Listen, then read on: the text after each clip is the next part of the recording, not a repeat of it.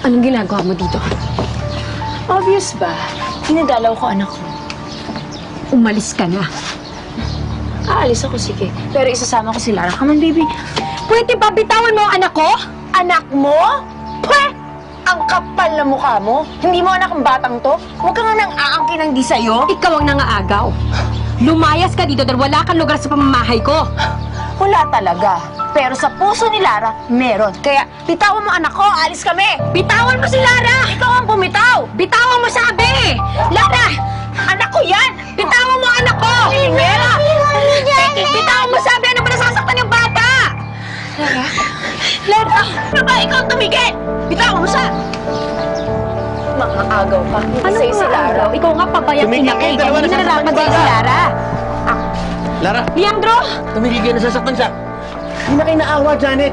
Nasasaktan yung anak ko. Eh paano ba naman kasi Leandro? Tinatakas siya ni Janet, kaya pinipigilan ko siya. Sige, sige. Hindi na ako magpapalusot.